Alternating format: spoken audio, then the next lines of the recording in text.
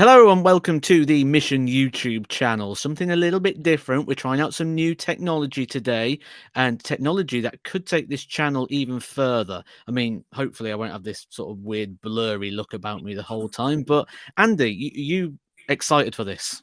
Yeah, absolutely. Yeah, you said it with a bit of trepidation there, Matt. We are trying new technology. You and I aren't the best when it comes to technology, and hence what we're going to talk about today, mainly, really.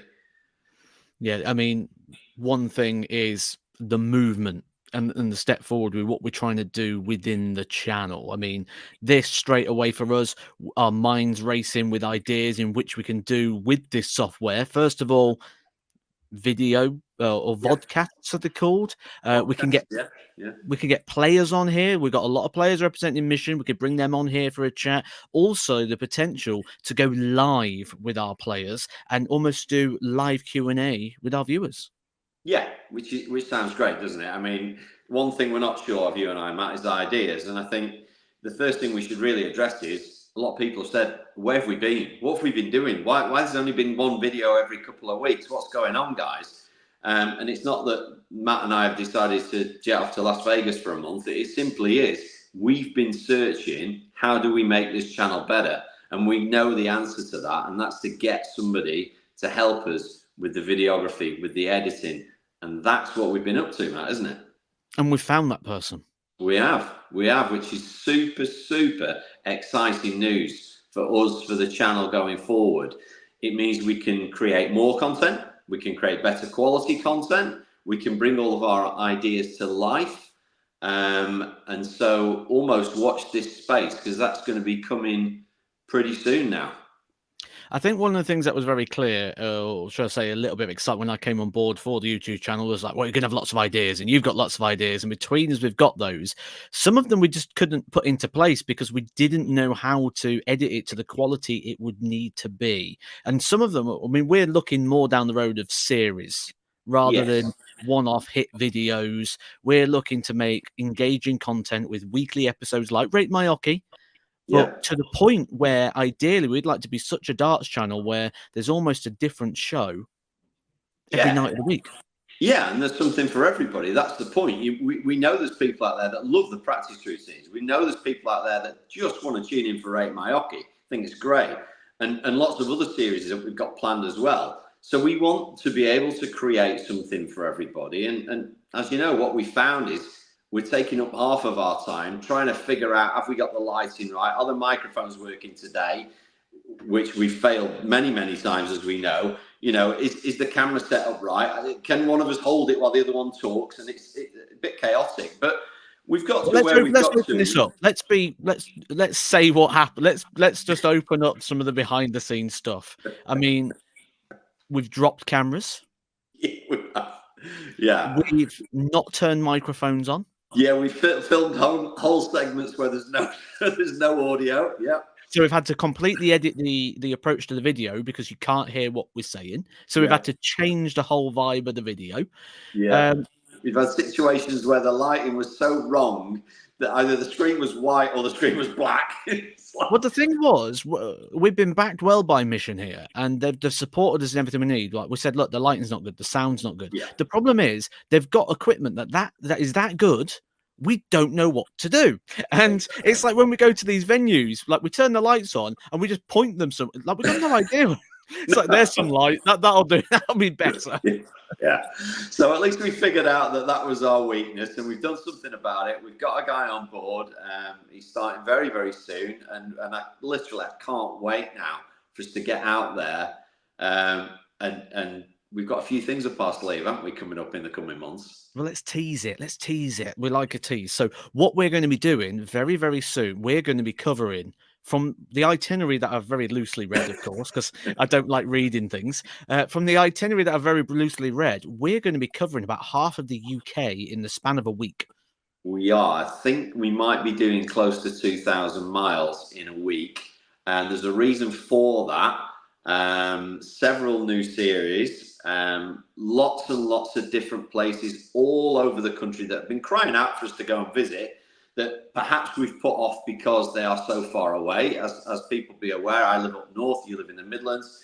it's hard enough you and I getting together, let alone going to, Land's End or John O'Groats. So we're going to be traveling the length and breadth of the country, doing lots and lots of new series with our new guy. And it's just so exciting. I mean, the itinerary is mental. If we actually manage to do everything that's on there, it will be a miracle. But I do know that there's going to be some amazing content come out of that. Well, this is more evidence to harsh Andy here, because you just said, and I've got recording here that you said if we can fit that all in, you've asked me to come up with 15 ideas for YouTube shorts. Yeah, you want to try and slip in as well, which I know you've got. Oh, I've got a list of 102. I counted them. So 15 is going to be easy, and it's just finding the time to do them. But we will find the time, and so that's basically our exciting news today. And we may well do some more of these, like you said at the very beginning. Get some of the mission players involved. This technology, this software that we're using right now is great. It means we don't have to be in the same place at the same time. I'm sat at my house now, so yeah, that's really exciting.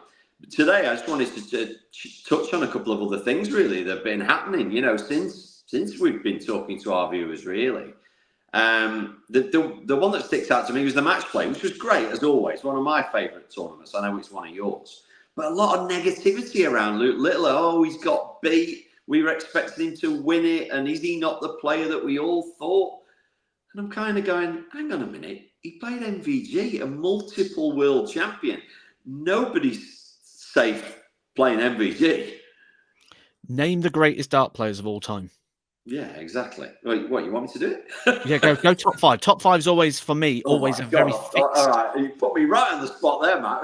As it's always very fixed. Anything, do we? Top five. In my top five is going to be Phil Taylor, MVG, Eric Bristow, John Lowe, and I'm gonna go Gary Anderson. Oh, okay.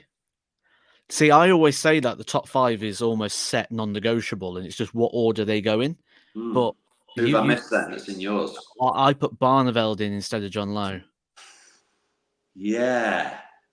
Okay. Yeah. I mean, again, that's a bit like the golf one and all the other comparisons, different eras.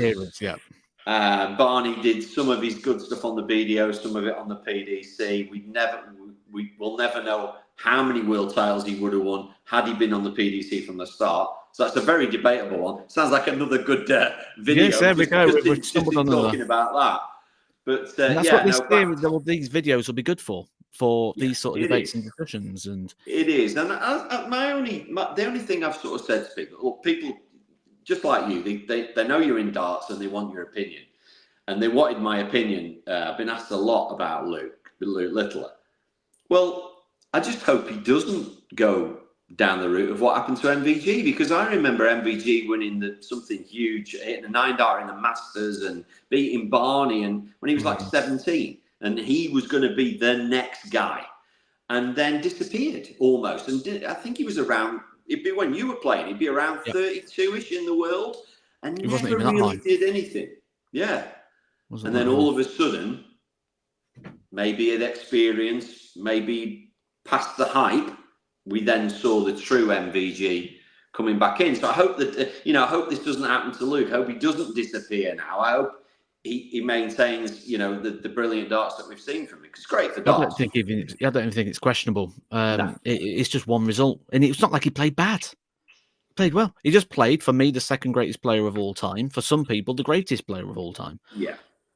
I think to have expectations on debut at the World Match Play, he's going to go in there. And I mean, I was one that thought Luke Littler would do well.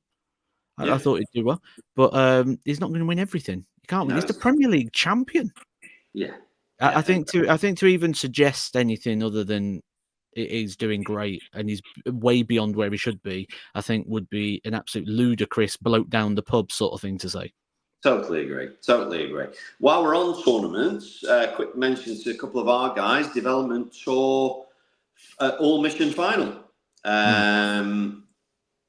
Wessel coming through. I think I'm right in thinking he won either 2 or 3 out of the 4 Dev Tours, which is phenomenal. I was looking at his averages, the amount of 100+ averages. I mean, respect to all of our players. but he is standing out right now. Yeah, again, another debate.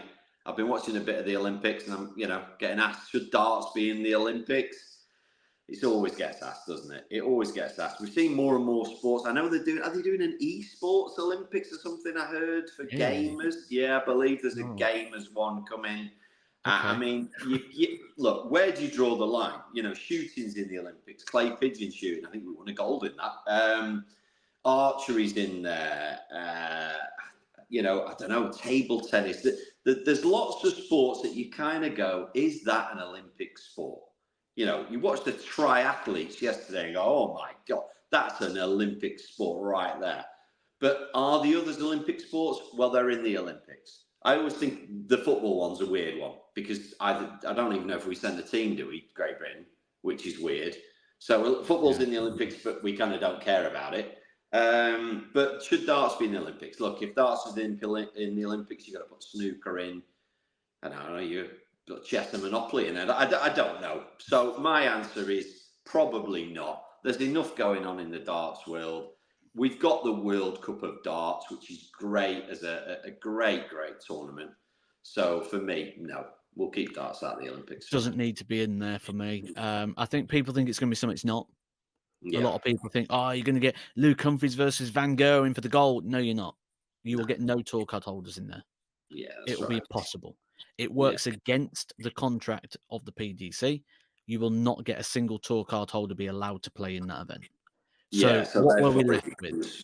We're left with everybody who we can see on a regular basis battle it out in the ADC, the WDF, the Moda Super Series.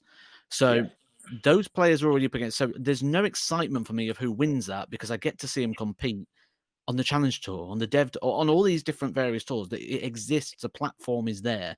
So it's not providing a new platform, it's maybe providing a new audience. Now, would it grow darts in any way by being in there? No, I think darts would then become a example sport, like you've just mentioned, the shooting, the this, the that.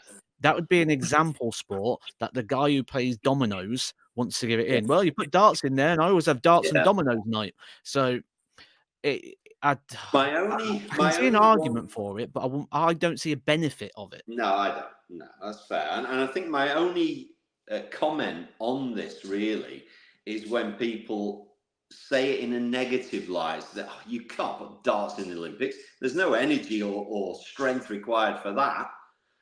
Now that always gets my attention.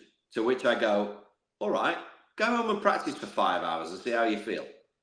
Because you and I both know that the mental and physical strain from playing darts is a lot more than what people think.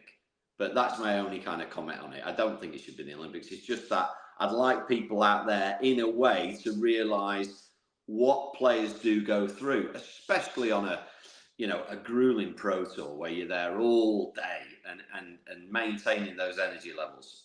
Again, well, you never got to experience that, really, did you? You was out first round, so you was fine. Rude. So rude. I think we'll get the archives out for that and have a look at my some of my achievements. But no, there weren't many. But yeah, no, it is. I can remember those grueling days, and it is tough. It is tough, but no, not in the Olympics for me. But while we're talking about players and things, and this is a good one really for you, I've heard on the grapevine, so to speak, that a certain Mr. Lewis is making a comeback via a media that you know very well.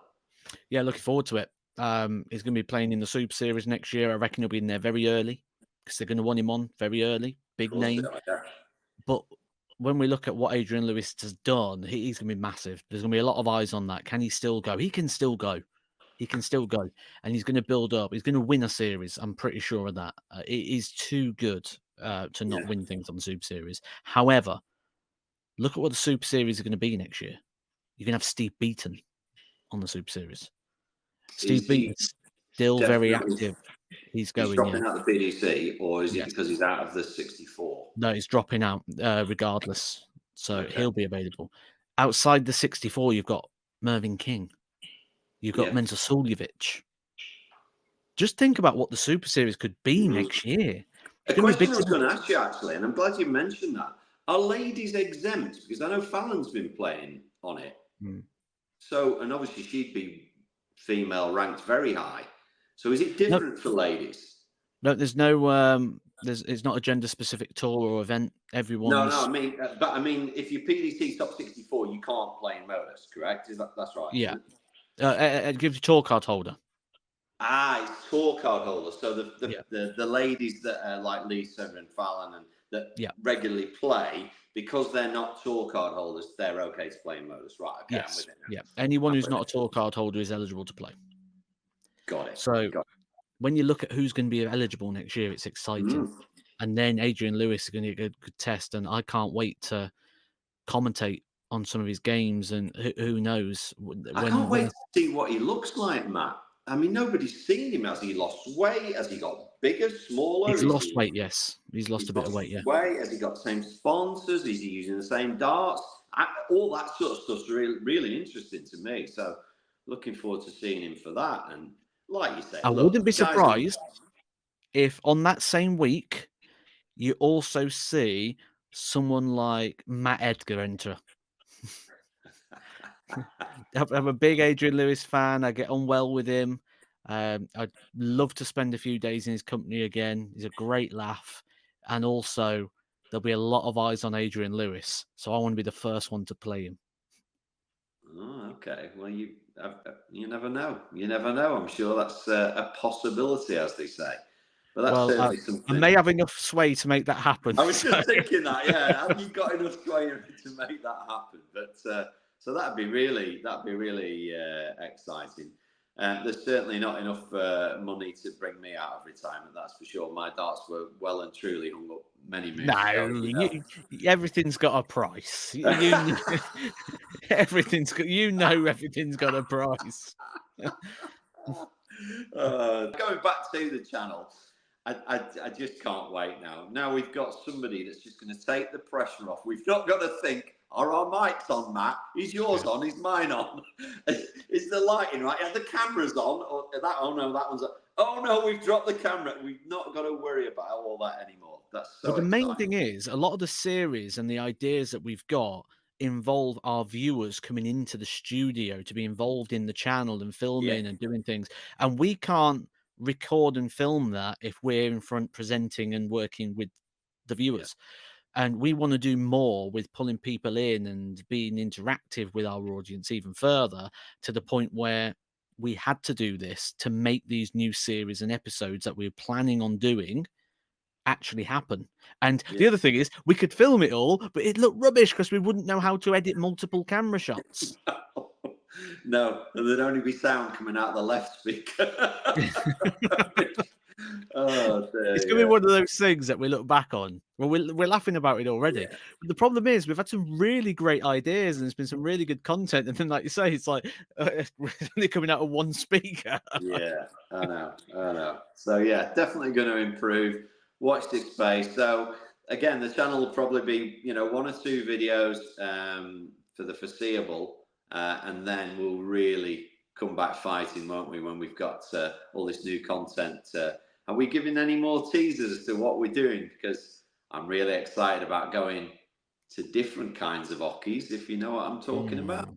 That could be interesting, where we don't actually go to a commercial place. Let's just say that we go somewhere else. So that's going to be But then, exciting. actually, on top of that, we're going to even further commercial places. We are indeed, yes. Who don't usually have places where you can have a pint of beer and play a game. So, yeah, we're teasing a little bit there now, but Yeah.